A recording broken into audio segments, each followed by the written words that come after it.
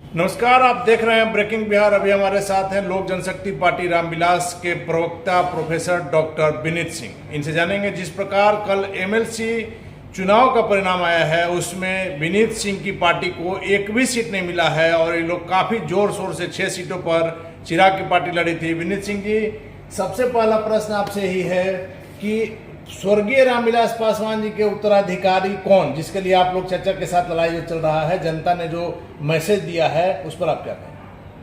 नहीं, ये तो बिल्कुल क्लियर है कि एक पिता का जो उत्तराधिकारी होता है पुत्र ही होता है और ये दृष्टिगोचर होता है। जबकि हम आशीर्वाद यात्रा पे हमारे राष्ट्रीय अध्यक्ष निकलते हैं या हमने बिहार बचाओ मार्च किया उस पर निकलते हैं, या बिहार में कहीं भी क्राइम होता है, किसी की जहरीली शराब से मौत होती है, किसी बच्ची का बलात्कार होता है, तो कौन नेता पहले पहुंचता है? क्या पशुपति कुमार पारस जी पहुंचते हैं या चिराग पासवान जी पहुंचते हैं?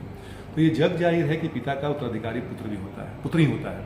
अब एमएलसी चुनाव की बात कर लें तो जैसा कि हमारे अध्यक्ष जी ने भी कहा था कि हम जो हैं थोड़ा समय लेंगे अपना सशक्तिकरण बढ़ाने के लिए और पार्टी को सुदृढ़ किया जाएगा।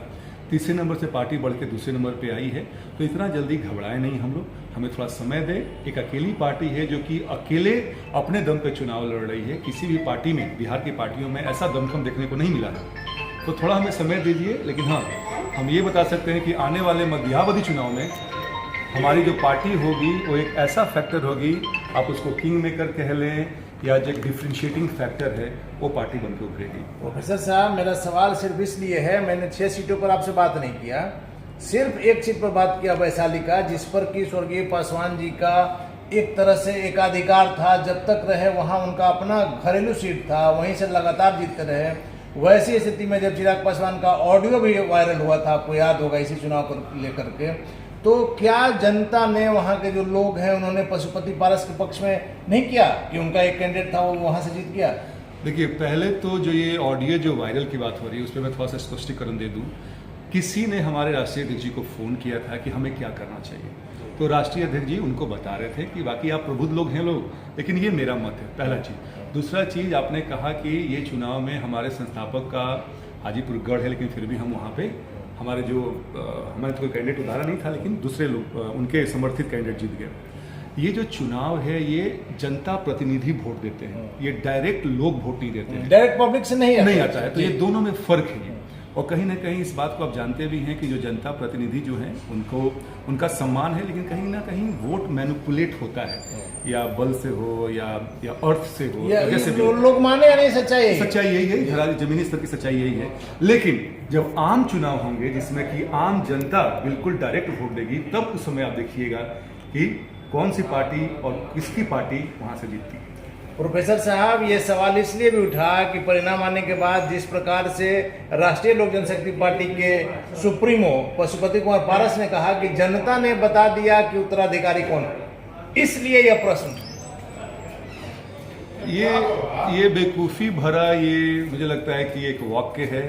और जैसे कैसे बरसाती मेढक जो होते हैं बरसात को देख के टट्टर आने लगते हैं, हालांकि वो बहुत लंबा समय तक नहीं टिकने वाला है, तो ऐसा है तो उनको करने दीजिए, उनको बधाई है। लेकिन हाँ, आने वाला समय उनका नहीं है, आने वाला समय जनता जानती है कि चिराग पासवान ही असली उत्तराधिकारी हैं, केवल अपने नेता के नहीं, हमारे स्वर्गीय संस्थापक रामविलास पासवान के नहीं, पर बिहार के उत्तराधिकारी हैं। चिराग पासवान का भी इस परिणामों के आने के बाद बयान आया था कि जिस प्रकार से अंबेडकर जी का अपमान हुआ है, दलितों ने अपना आक्रोश जाहिर किया है। आप बताएं, दलित का आक्रोश इसमें कहाँ नजर आ रहा है? नहीं, तो ये देखने वाली बात है ना कि क्या अगर पशुपति पारस जी कहते हैं, दम भरते हैं कि हमने चुनाव जीता है, तो क्या वो बताएंगे कि पासवान जाति से कितना वोट उनको आया है? ये तो विश्लेषण करने की बात है।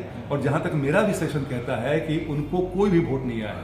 तो जैसे कि हमारे राष्ट्रीय अध्यक्ष जी ने कहा है, क्या घटक दल में एनडीए में रहने का ये मादा रखते हैं?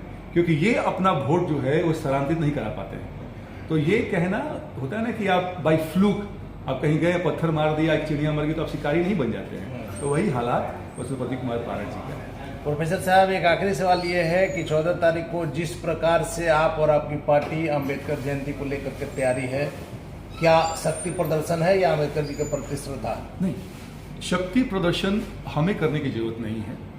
अगर आप देखिएगा आशीर्वाद यात्रा हो या बिहार बचाओ यात्रा हो, हर जगह लोग यही बात कहते हैं। लेकिन हमारी श्रद्धा है कि जो हमारे संविधान के रचयिता हैं उनके प्रति हमारी आस्था है कि अगर संविधान नहीं होता तो हम और आप इस आज़ादी से ना बैठ सकते थे ना बात कर सकते थे। तो देखिएगा उस दिन 20-25 हज़ार लोग पूरे बिहार के हर कोने हर जिला से पहुंचेंगे लोग, और हम लोग सच्ची श्रद्धा देना चाहते हैं।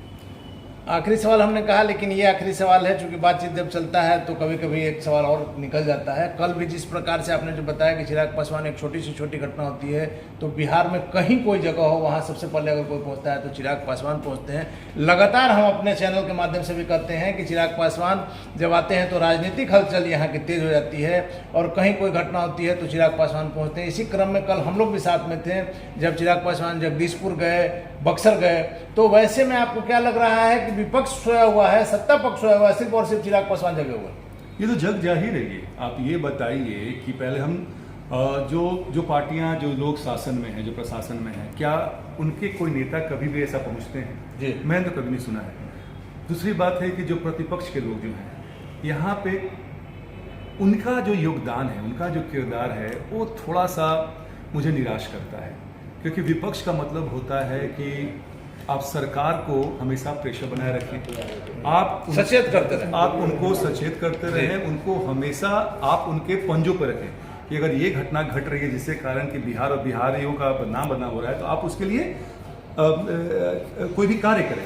लेकिन ये काम प्रतिपक्ष भी नहीं कर रहा है, विपक्ष नहीं कर रहा है, ये बस केवल चिराग पासवान जी कर रहे हैं। भले सदन में हमारे पास कोई भी मेंबर नहीं है, लेकिन जो लोगों का जो हमारे प्रति आस्था है, हमारे प्रति जो विश्वास है, हम उसको कायम करना रखना चाहते हैं। हम चाहते हैं कि नहीं, हम कल जब चुनाव में जाएं या उनके पास जाएं तो हमें चेहरा छुपाने की जरूरत नहीं पड़े।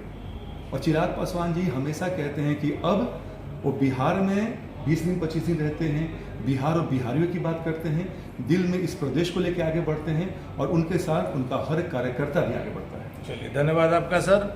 तो ये थे हमारे साथ लोक जनशक्ति पार्टी रामविलास के प्रदेश प्रवक्ता प्रोफेसर डॉक्टर विनीत सिंह जी, जिनका साफ तौर पर का नाम है कि इस चुनाव का असर अलग है, क्योंकि इसमें जनता डायरेक्ट नहीं चुनती है, और आप हमें कुछ समय दीजिए, फिर आप चिराग का जलवा देंगे। आप देख रहे हैं ब्रेकिंग बिहार, खबरों का सिलसिला जारी है, आप बने रहें ब्रेकिंग बिहार।